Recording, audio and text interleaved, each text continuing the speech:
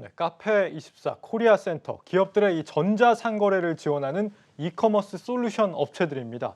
각종 자사물 구축이나 해외 물류 같은 부분들을 해결해 주는 곳들인데, 그런데 이들 업체들 요즘 표정이 밝지가 않다고 합니다. 이 비대면 온라인 쇼핑은 역대 최대로 늘었다는데 이들 업체는 왜 부진한 건지 분석합니다. 성장기업부 유호성 기자 나와 있습니다. 네, 유 기자.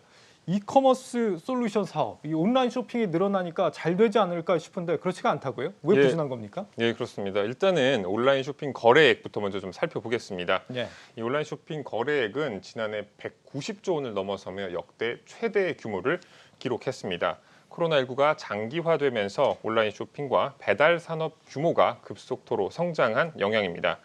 이 반면에 이를 기반으로 큰 폭의 성장을 기대했던 이커머스 솔루션 기업들은 성적이 부진할 것으로 전망이 되고 있습니다.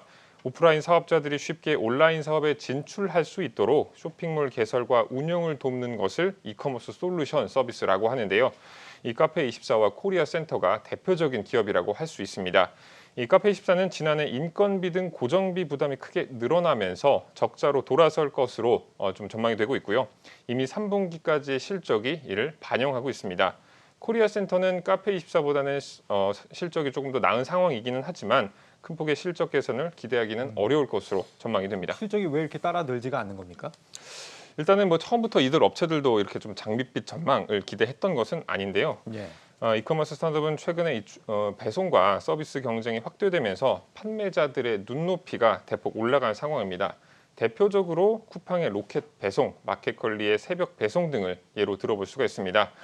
이들 대형 플랫폼에 입점하면 고객 관리, 배송, 홍보, 마케팅 같은 것들을 알아서 해주기 때문에 온라인 사업자들은 일정 수수료만 내면 사업에 필요한 종합 서비스를 받아볼 수 있게 됩니다. 예. 하지만 플랫폼에 지급하는 수수료가 비싸다 보니 여기에 입점한 사업자라 하더라도 어느 정도 이름이 알려지고 나면 자사물을 구축하려는 것이 일반적인 수순이었는데요. 이커머스 솔루션 업체들은 비대면 생태계가 성숙한 단계로 들어간 만큼 플랫폼 의존도를 낮추려는 시도가 이어질 것이다. 이렇게 좀 전망을 했지만 실제로는 이런 수요가 많지는 않았던 것으로 보입니다. 또 이 기업들의 핵심 인재풀이 개발자로 이루어졌던 부분도 실적에 발목을 잡았는데요. 아시다시피 최근 IT 개발자를 영입하려는 경쟁들이 좀 심해지고 있지 않습니까? 그러다 보니 이제 인건비 부담이 늘어난 것도 이 실적 악화의 요인으로 분석이 좀 되고 있습니다. 그러니까 쿠팡, 네이버, 마켓컬리 이런 데들이 이제 대형 플랫폼들 이런 그렇습니다. 곳들이 그런 이커머스 솔루션 업체들이 이를테면 경쟁자다 이렇게 볼 수 있겠는데, 그렇습니다. 네, 수수료가 비싼데도 불구하고 의존도가 이쪽으로 좀 몰려가면서 상대적으로 이 이커머스 솔루션 업체들이 부진한 거다 이런 얘기입니다. 예. 네, 앞으로도 아무래도 이런 흐름은 계속되지 않을까 이런 예상이 드는데 여기에 대해서 나름대로 대안들을 좀 내놓지 않았습니까? 예, 나름대로 기업들이 대안들을 좀 내놓고 있고요.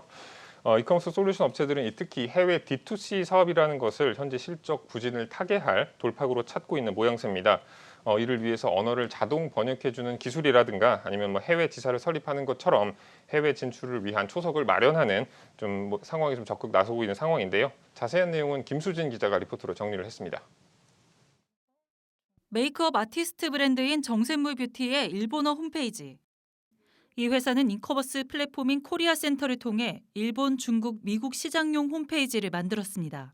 홈페이지 구축도 했지만 여기서 그치지 않고 배송 대행이라던가 마케팅 대행, CS 대행까지 운영하고 있어서 사실 중소기업 입장에서는 해외 시장을 개척하는 게 조금 한계가 있을 수 있는데 이제 서포트를 받았습니다. 2020년에도 5억 5천 이런 식으로 계속 지속적으로 성장을 하고 있고 5%가량의 수수료를 주면 배송, 마케팅, 소비자 관리에 해외 자체 사업성 판단의 지표로도 활용할 수 있어 유용하다는 입장.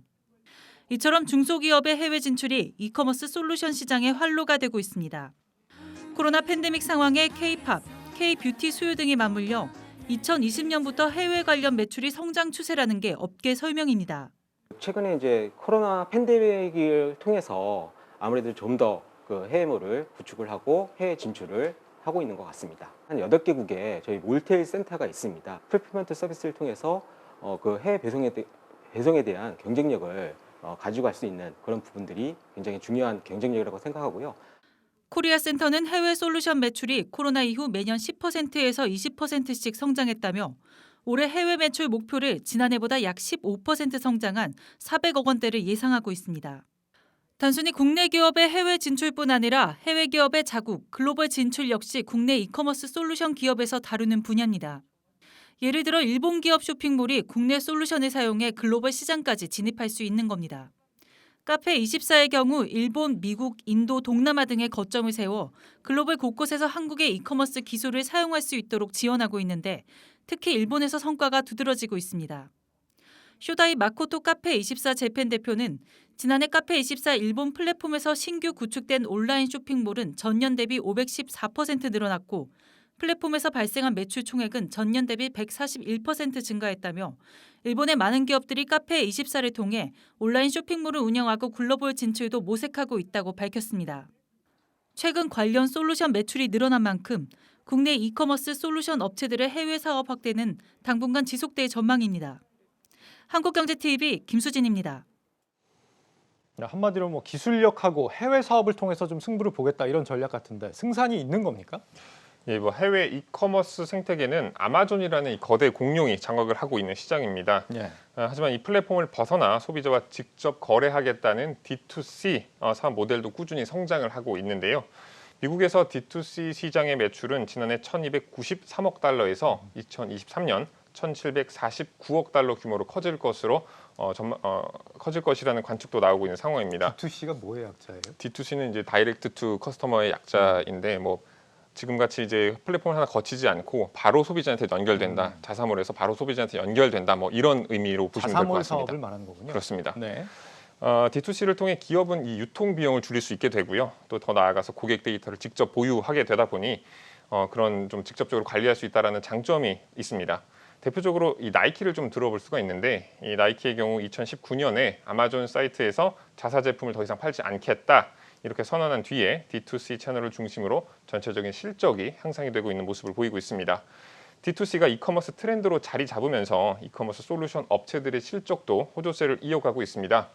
글로벌 이커머스 솔루션 1위 업체인 쇼피파이는 3분기까지 매출과 영업이익이 증가세를 유지했고 지난해에 이어 올해도 사상 최대의 실적을 기록할 수 있을 것으로 전망이 되고 있습니다. 이러한 시장 상황들을 감안한다면 국내 이커머스 솔루션 기업들이 해외 진출을 통해 새로운 성장 발판을 마련할 수 있을 것으로 기대가 되고 있습니다. 예. 이호성 기자였습니다. 잘 들었습니다.